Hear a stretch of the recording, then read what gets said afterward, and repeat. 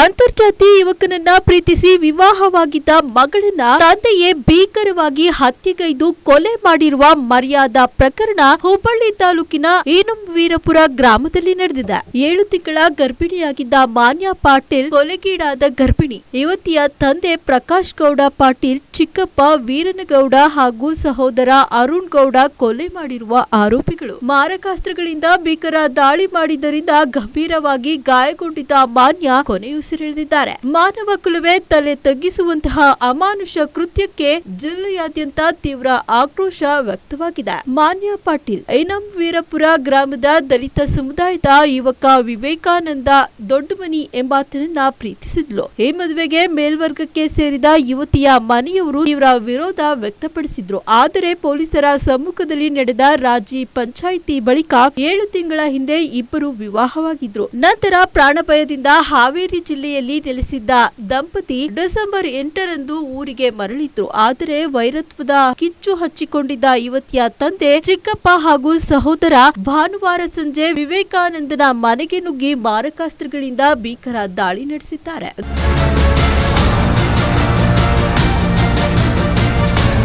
ದಾಳಿ ಸಂದರ್ಭದಲ್ಲಿ ಮಾನ್ಯಾಳನ್ನ ರಕ್ಷಿಸಲು ಬಂದ ವಿವೇಕಾನಂದನ ಮನೆಯವರ ಮೇಲೂ ಮನಬಂದಂತೆ ಹಲ್ಲೆ ನಡೆಸಲಾಗಿದೆ. ತೀವ್ರ ರಕ್ತಸ್ರಾವದಿಂದ ಬಳಲುತ್ತಿದ್ದ ಗರ್ಭಿಣಿ ಮಾನ್ಯ ಚಿಕಿತ್ಸೆ ಫಲಿಸದೆ ಖಾಸಗಿ ಆಸ್ಪತ್ರೆಯಲ್ಲಿ ಕೊನೆಯುಸಿರೆಳೆದಿದ್ದಾರೆ. ಘಟನಾ ಸ್ಥಳಕ್ಕೆ ಧಾರವಾಡ ಜಿಲ್ಲಾ ಪೊಲೀಸ್ ವರಿಷ್ಠಾಧಿಕಾರಿ ಗುಂಜನ್ ಆರ್ಯ ಇತರ ಸಿಬ್ಬಂದಿ ಭೇಟಿ ನೀಡಿ ಪರಿಶೀಲಿಸಿದ್ದಾರೆ. ಪ್ರಕರಣದಲ್ಲಿ ಯುವತಿಯ ತಂದೆ ಪ್ರಕಾಶ್ ಗೌಡ ಪಾಟೀಲ್ ಸೇರಿದಂತೆ 3 ಆರೋಪಿಗಳನ್ನ ಪೊಲೀಸರು ಈಗಾಗಲೇ ವಶಕ್ಕೆ ಪಡೆದಿದ್ದಾರೆ. ಹುಬ್ಬಳ್ಳಿ ಗ್ರಾಮೀಣ ಪೊಲೀಸ್ ಠಾಣೆಯಲ್ಲಿ ಪ್ರಕರಣ ದಾಖಲಾಗಿದೆ. ಇನ್ನು ಪ್ರಕರಣದ ಬಗ್ಗೆ ಎಸ್ಪಿ ಗುಂಜನ್ ಅವರು ಮಾಹಿತಿ ನೀಡಿದ್ದು, ಸಂಜೆ 6:30 ಸರಿಯಾಗಿ ಘಟನೆ ನಡೆದಿದೆ. ತಪ್ಪಿತಸ್ಥರ ವಿರುದ್ಧ ಕಠಿಣ ಕಾನೂನು ಕ್ರಮ ಕೈಗೊಳ್ಳಲಾಗುವುದು. ಪ್ರಕಾಶ್ ಗೌಡ, ವೀರನಗೌಡ ಹಾಗೂ ಅರುಣ್ ಗೌಡ ಎಂಬ 3 ಆರೋಪಿಗಳನ್ನ ವಶಕ್ಕೆ ಪಡೆಯಲಾಗಿದೆ. ಮರ್ಯಾದಾ ಹತ್ಯೆ ಅಂತ ನಾವು ಹೇಳಲು ಆಗುವುದಿಲ್ಲ. ಕಳೆದ ಮೇ ತಿಂಗಳಿನಲ್ಲಿ ವಿವೇಕಾನಂದ ಎಂಬುವರ ಜೊತೆ ಮಾನ್ಯ ವಿವಾಹವಾಗಿದ್ದರು. ಆದರೆ ಮಗಳ ಮದುವೆಗೆ ಪೋಷಕರ ಒಪ್ಪಿಗೆ ಇರಲಿಲ್ಲ.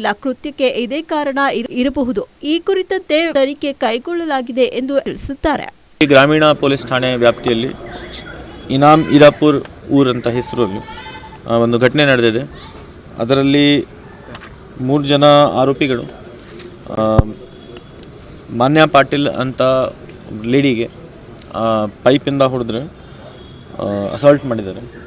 ಅದಕ್ಕೋಸ್ಕರ ಜೊತೆಗೆ ಆವಾಗ ಜಗಳ ಬಿಡ್ಸೋಕ್ಕೆ ಯಾರು ಬಂದರೆ ಅವ್ರದ್ದು ಸೊಸೆ ಮದರ್ ಇನ್ ಲಾ ರೇಣುಕಮ್ಮ ಅವ್ರಿಗೇನು ಅಸಾಲ್ಟ್ ಮಾಡಿದ್ದಾರೆ ಮತ್ತು ಹೂವಮ್ಮ ಅವ್ರಿಗೇನು ಅಸಾಲ್ಟ್ ಮಾಡಿದ್ದಾರೆ. ಇದರಲ್ಲಿ ಹುಡುಗಿದು ಫಾದರ್ ಇನ್ ಲಾ ಅವ್ರಿಗೇನು ಅಸಾಲ್ಟ್ ಮಾಡಿದ್ದಾರೆ.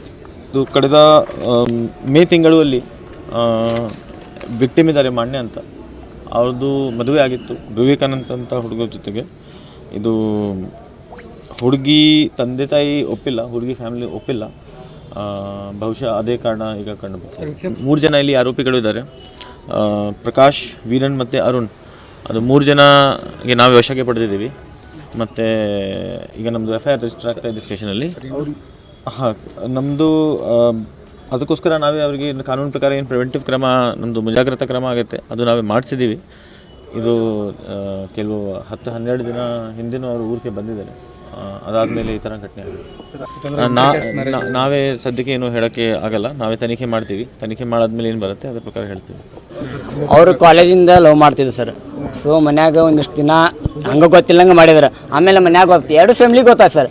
2 ನಮ್ಮ ಮಾವಾರ ಅದರಲ್ಲ, ಬೇಡ ನಾವು ಕೆಳಜಾತಿಯವ್ರು ಇದ್ದೀವಿ, ಹರಿಜನರಿದ್ದೀವಿ, ಅವರು ಸ್ವಲ್ಪ ಶ್ರೀಮಂತರದಾರೆ, ಬೇಡ ಅಂತೇಳಿ ಅವ್ರ ಮನೆಗೆ ನಮ್ಮ ಮಾವನ ಖುದ್ದಾಗಿ ಹೋಗಿ, ಬೇಡ ಸರ್, ಬೇಡ ರೀ, ಈ ಥರ ಮಾಡಾಕ್ತಾರೆ ಹುಡುಗರು, ಬಿಡಿಸ್ಬಿಡೋಣ ಅಂತಂದ್ರೆ ನಮ್ಮ ಹಳ್ಯಾನು ಅದಕ್ಕಾಗಿ ನಾವು ಹಾಸ್ಟೆಲ್ಗೆ ಇಟ್ಟಿವಿ ಸರ್. ಧಾರವಾಡನಾಗ ಹಾಸ್ಟೆಲ್ ಇದೆ.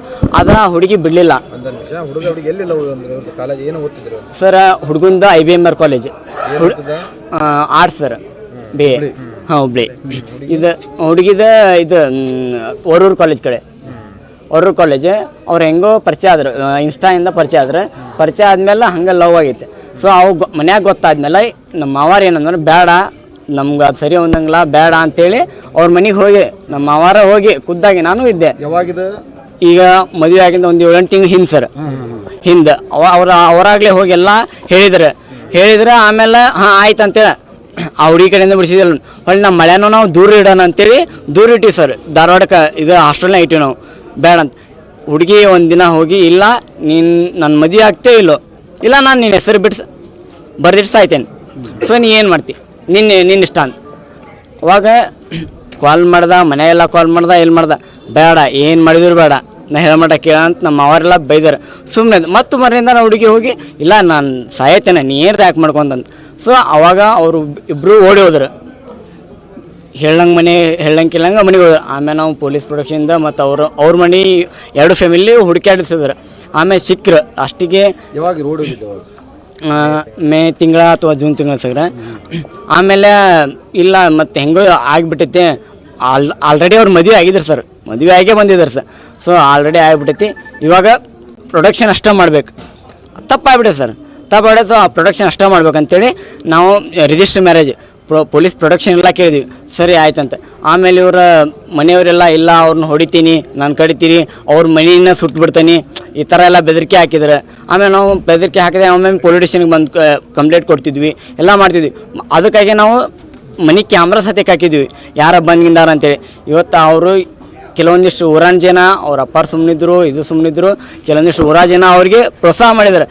ಕಿವಿ ಜೈತೆ ಹಂಗೆ ನಿನ್ನ ಇದು ಮಾಡಿಲ್ಲ, ಮಗಳೇ ಮಾಡ್ಕೊಳೋಣ, ಅವ್ಗೇನು ಮಾಡತ್ತಿಲ್ಲ, ಹೋಗಿ ಅವ್ರನ್ನ ಮನೆ ಸುಡು, ಈ ಥರ ಅವ್ರಿಗೆ ಬೆಂಬಲಿಸಿದ್ದಾರೆ ಕೆಲವೊಂದಿಷ್ಟು ಜನ ಅವ್ರಿಗೆ. ಆಮೇಲೆ ನಿಮ್ಗೆ ಹೆಸರೆಲ್ಲ ಕೊಡ್ತೈತೆ ಅವ್ರು ಯಾರ್ಯಾರು ಏನೇನು ಅಂತೇಳಿ.